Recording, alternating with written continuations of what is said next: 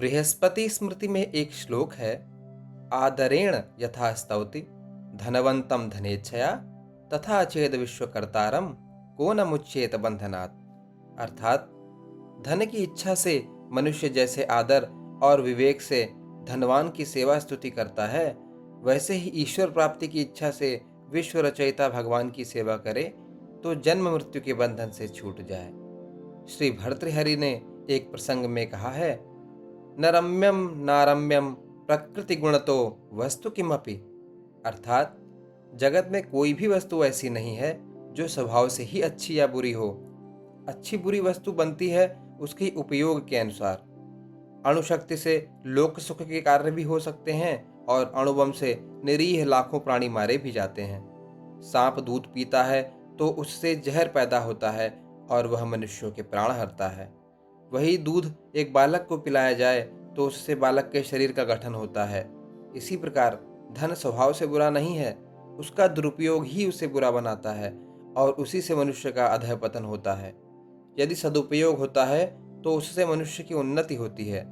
धन का उपयोग जहाँ तक साधन के रूप में होता है वहाँ तक वह हानिकारक नहीं होता, पर यदि धन को साधन के बदले साध्य के सिंहासन पर बैठा दिया जाता है तो वह निश्चय ही मनुष्य का पतन कराता है।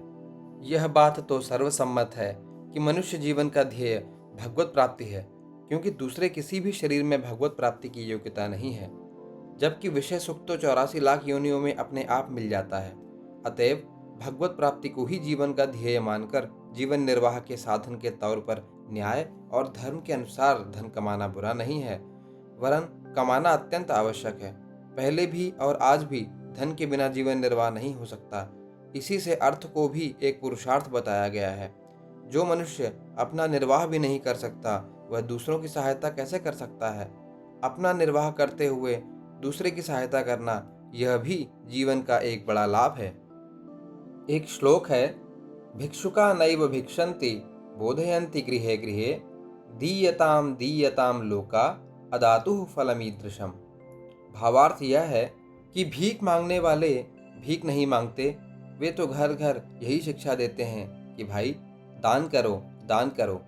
इस जन्म में दान न करोगे तो इस समय जैसी हमारी स्थिति है वैसी ही तुम्हारी भी होगी। इस चतुर्मास में नहीं बोओगे तो वर्ष भर क्या खाओगे। हम लोगों ने पूर्व जन्म में दान नहीं किया, इसी से आज भीख मांग रहे हैं। इस प्रत्यक्ष उदाहरण से शिक्षा ग्रहण करो। यहाँ तक हमने देखा कि जीवन निर्वाह के लिए धन अत्यंत आवश्यक है, परंतु उसकी प्राप्ति होनी चाहिए सन्मार्ग से।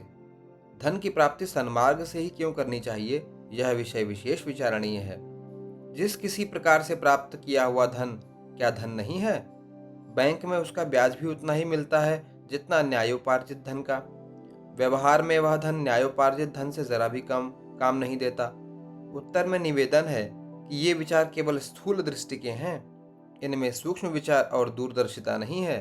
अब देखिए, शास्त्रों ने धर्म, अर्थ, काम और मोक्ष ये 4 पुरुषार्थ बतलाए हैं। यहाँ परम पुरुषार्थ मोक्ष है। पिछले तीनों पुरुषार्थ अंतिम पुरुषार्थ मोक्ष की प्राप्ति में बाधक हों, ऐसे नहीं होने चाहिए। जीवन धर्मपरायण नहीं होगा तो परम पुरुषार्थ की प्राप्ति होगी ही नहीं, यह प्रत्यक्ष है। इस पुरुषार्थ चतुष्टय का समन्वय इस प्रकार है कि जो मनुष्य धर्म से अर्थ की प्राप्ति करके उस अर्थ का उतना ही उपयोग करता है जितना जीवन निर्वाह के लिए आवश्यक है, वह चतुर्थ पुरुषार्थ को थोड़े ही प्रयास में सिद्ध कर सकता है। मनुस्मृति में तो कहा है कि अधर्म से प्राप्त किया हुआ धन कुछ दिन रहकर फिर न्यायोपार्जित धन को भी साथ लेकर नष्ट हो जाता है। यदि कदाचित ऐसा होने के पहले ही शरीर छूट जाता है तो वह धन तो यहीं पड़ा रह जाता है और जीवन के किए हुए पाप के फलस्वरूप यातना शरीर धारण करना पड़ता है। अतएव अधर्म से प्राप्त किया हुआ धन बैंक में चाहे सुंदर मालूम हो, पर वह है विष से भरे हुए सोने के घड़े जैसा, विष रस भरा कनक घटु जैसे। अब धर्म से धन प्राप्त करने का अभिप्राय भी समझना चाहिए। मनु महाराज ने धर्म के 10 अंग बतलाए हैं, परंतु धन के उपार्जन में तो उनमें से 2 ही अंगों का पूरा पालन हो जाए तो बहुत है। इनमें पहला अंग है अस्तेय। स्तेय कहते हैं चोरी को, अतः अस्तेय का अर्थ है चोरी न करना। किसी की अनुपस्थिति में या नजर चुराकर उसकी वस्तु को ले लेने का नाम ही चोरी है, ऐसी बात नहीं है। दूसरे के जरा से हक को ले लेना भी चोरी है। यहाँ तक कि दूसरे की वस्तु की ओर ललचाई नजर से देखना भी चोरी ही है। श्रुति में इसलिए कहा है, माँ गृदः कस्य स्विद धनम। व्यापारी उचित से अधिक मुनाफा ले, यह भी चोरी है। माप तौल में कम दे, ज्यादा ले ले, खरीदार की गरज समझकर अधिक पैसा वसूल कर ले, अच्छा नमूना दिखाकर चाहे जैसा माल दे दे, यह सब चोरी है।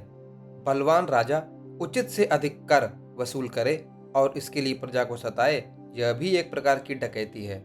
कालाबाजारी, रिश्वतखोरी और अनुचित रूप से धन की वसूली करने वाले चाहे जेल में न हो, पर वे हैं तो चोर डाकू ही। इस प्रकार सभी क्षेत्रों में मजदूर से लेकर प्रधान पदों तक में जो कोई भी अपने उचित हक से अधिक लेते हैं और उचित से कम काम करते हैं, वे सभी चोर कहलाते हैं। दूसरा अंग है अपरिग्रह। संग्रह को ही परिग्रह कहते हैं। अतएव अपरिग्रह का अर्थ हुआ संग्रह न करना। आज का अन्न संकट, वस्त्र संकट और अन्य प्रायः सभी संकट परिग्रह के पाप से ही प्रकट हुए हैं और उसी से पनप रहे हैं। परिग्रह बड़ा पाप है, यह समझकर कल्याणकामी पुरुषों को संग्रहखोरी से दूर ही रहना चाहिए। धर्म के इन दो अंगों पर यदि व्यक्ति और सारी जनता ध्यान रखे तो देश का दुख अवश्य दूर हो जाए, परंतु जब तक इसके लिए दृढ़ निश्चय के साथ व्यक्तिगत प्रयत्न नहीं होगा, तब तक इस दुख से प्रजा को रोते ही रहना पड़ेगा। भगवान सबको सन्मति दें। अब यह देखना है कि धन को यदि साध्य या जीवन का ध्येय मान लें तो वह किस प्रकार हानिकारक होता है। चित्त का ऐसा स्वभाव है कि वह जिस वस्तु का चिंतन करता है उसी आकार का बन जाता है। अतएव यदि धन को ही जीवन का ध्येय बना लेंगे तो जीवन का सारा समय धन के चिंतन में ही जाएगा और परिणाम में चित्त के ध्येयाकार बन जाने पर धन के सिवा दूसरी चीज अच्छी लगेगी ही नहीं। शास्त्र में कहा है, जगल्लुब्धा धनमयम कामुकाः कामिनीमयम नारायणमयम धीराः पश्यन्ति ज्ञान चक्षुषः। भाव यह है कि धन ही जिसका ध्येय है वह जगत भर को एक धन संग्रह के साधन रूप में देखता है। उसे धन के सिवा दूसरी दृष्टि ही नहीं है। कामी पुरुष जगत को स्त्री प्राप्ति के साधन के रूप में देखता है। धीर साधक पुरुष ईश्वर प्राप्ति को जीवन का ध्येय बनाता है, इसलिए वह ज्ञान की आंखों से जगत को नारायण रूप देखता है। जब मनुष्य के सारे व्यापार, सारी चेष्टाएं केवल धन की प्राप्ति के लिए ही होती हैं, तब उसका अधः पतन किस प्रकार होता है, इसको भगवान ने गीता के दूसरे अध्याय में विशद रूप से समझाया है। वहाँ कहा है, मनुष्य जब धन को जीवन का ध्येय बनाता है तब उसका चित्त हर समय धन का ही चिंतन करता है। चिंतन करते करते उसी में आसक्ति हो जाती है। आसक्ति से उसको प्राप्त करने की प्रबल कामना जग उठती है। कामना में प्रतिरोध होने पर अर्थात इच्छित वस्तु की प्राप्ति में विघ्न आने पर क्रोधाग्नि भभक उठती है। क्रोध से विवेक का नाश हो जाने पर कर्तव्य अकर्तव्य का भान नहीं रहता। ऐसा होने पर सारा सार धर्माधर्म या नीति अनीति के विचार ही मन में नहीं आते। परिणाम में मनुष्य का मनुष्यत्व मिट जाता है और वह क्या बन जाता है यह कहा नहीं जा सकता। उसे क्या कहना चाहिए यह बात समझ में नहीं आती। उसका सर्वनाश हो जाता है। समस्त पाप इस विषय लालसा से ही होते हैं। यह विषयों की लालसा और विषयों की प्राप्ति के लिए धन की लालसा धन इकट्ठा करने से नहीं मिटती। ज्यों ज्यों धन का ढेर लगता जाता है त्यों ही त्यों अधिक से अधिक प्राप्त करने की तृष्णा भी बढ़ती ही जाती है। धन से या विषय भोग से किसी का मन भरा हो, ऐसा भूतकाल में भी कभी नहीं सुना गया। फिर आज के भोग परायण काल में तो ऐसा होगा ही कैसे। भगवान ने कहा है, लालसा को, कामना को तो मार ही डालना चाहिए। उसको मारे बिना अर्थात वैराग्य के द्वारा उसका दमन किए बिना उसके बंधन से छूटने का दूसरा कोई मार्ग नहीं है। जीवन निर्वाह के साधन रूप में धन की प्राप्ति को शास्त्रों में निंदित नहीं बतलाया है, बल्कि उसकी तो आवश्यकता बतलाई गई है।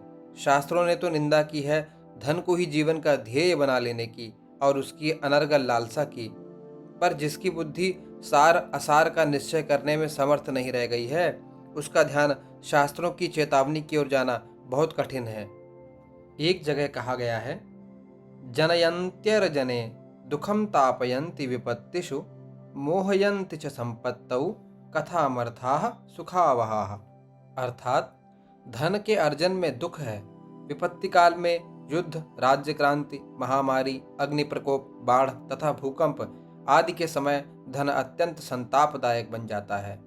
ऐसे समय धनवान की स्थिति बड़ी करुणाजनक हो जाती है।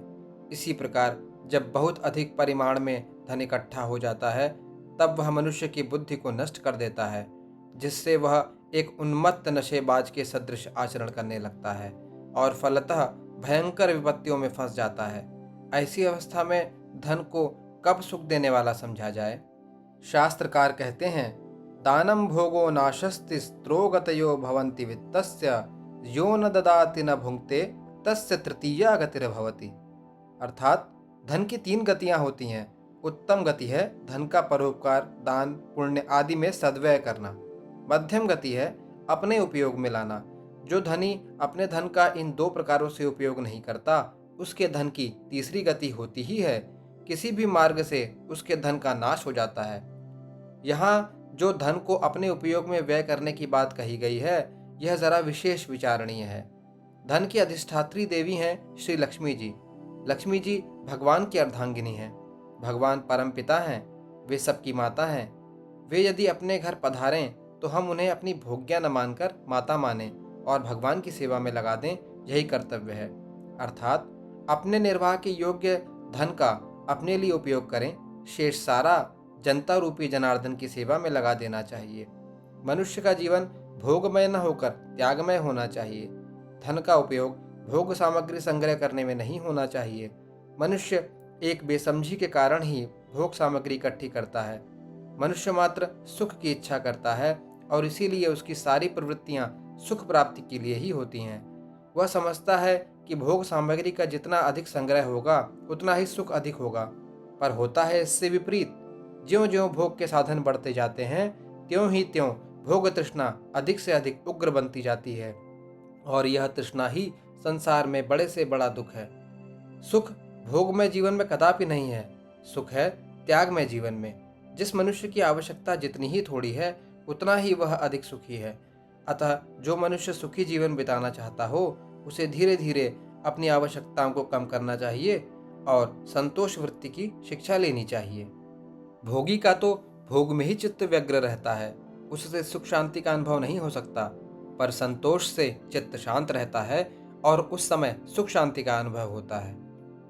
पातंजल योग दर्शन में भी कहा है, संतोषादनुत्तम सुख लाभः, अर्थात जिससे बढ़कर दूसरा न हो ऐसा अप्रतिम सुख प्राप्त करना हो तो संतोष वृत्ति को धारण करना चाहिए।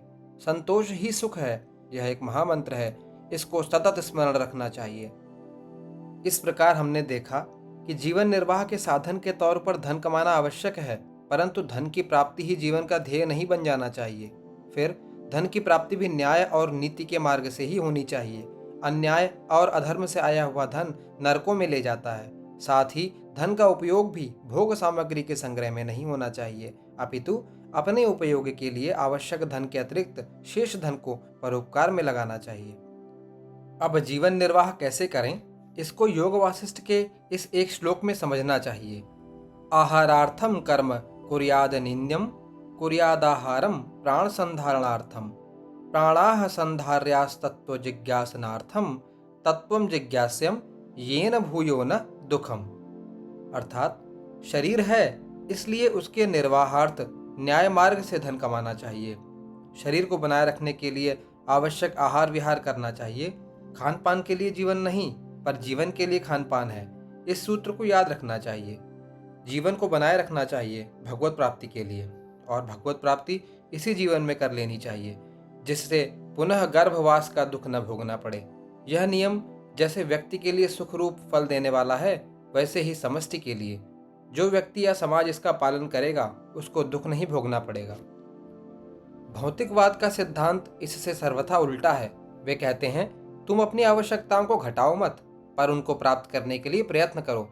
आवश्यकताओं को ज्यों ज्यों पोषण मिलेगा त्यों त्यों वे बढ़ती ही जाएंगी और इस प्रकार संपूर्ण जीवन आवश्यकताओं की पूर्ति के प्रयत्न में ही बीत जाएगा। इतने पर भी आवश्यकताओं की प्राप्ति अधूरी ही रहेगी। इसी का नाम निष्फल जीवन है और इसी से हमारे लिए यह सिद्धांत उपयोगी नहीं है। ओम नमो भगवते वासुदेवाय।